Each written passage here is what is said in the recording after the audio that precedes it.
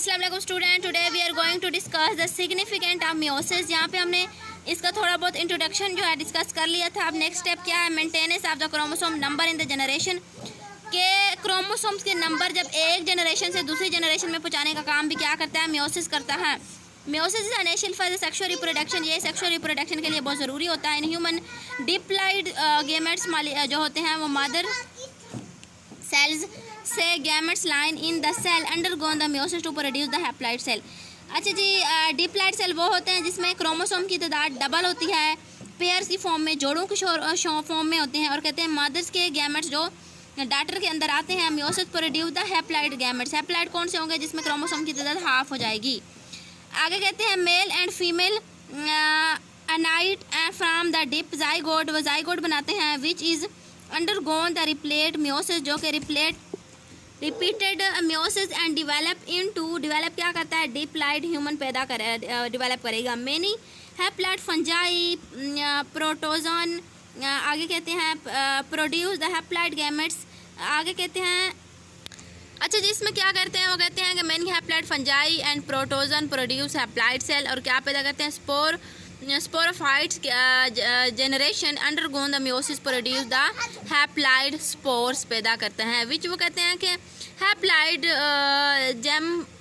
जेमटोफाइट generation में क्या होगा, gametophyte generation produce haploid through the meiotic this gametes combine, ये जुड़ जाएंगे प्रोड्यूस द हैप्लॉइड जोन में। वो कहते हैं कि जाइगोट क्या होगा, zygote is the first cell विच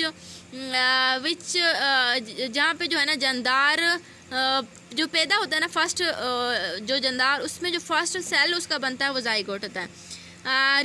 क्या करेगा, रिपीट करेगा meiosis to become a diploid sporophyte. आगे कहते हैं production of the variation in the next generation.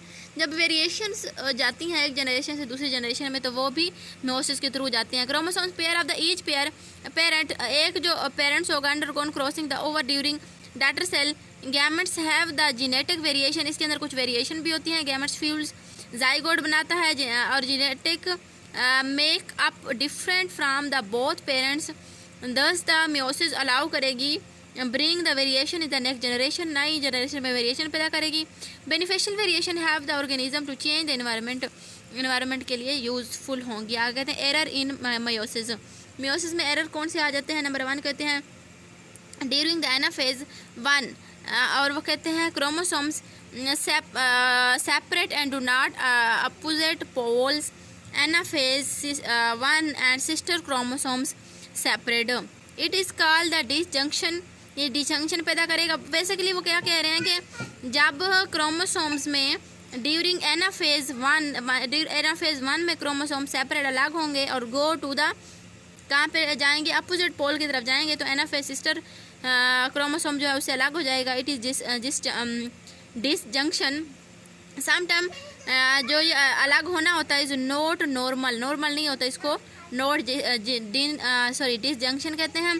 This is the result is the gametes which have the either more or less than the normal number of the chromosomes to abnormal chromosomes number की बजाय abnormal gametes बन जाते हैं, normal fuel with the normal gametes. इधर result क्या होगा, abnormal chromosomes number is the next generation, वो next generation में चले जाएंगे। एग्जाम्पल क्या होगी, example 47 to 45 chromosomes in human, इंसान के अंदर जो है ना 47 से 45 क्रोमोसोम्स होते हैं।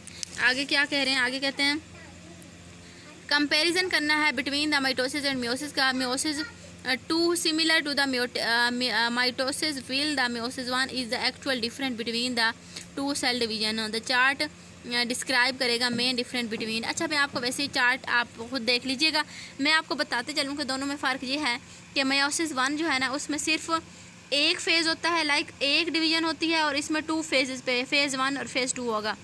जो फेज़ 1 होगा वो तो अपोजिट होगा, जिसमें क्या बनेगा, हाफ क्रोमोसोम की तादाद सेल डिवीजन के बाद हाफ हो जाएगी, और लेकिन जो 2 हो गए उसमें मियोसिस की तरह क्रोमोसोम की तादाद डबल हो जाएगी।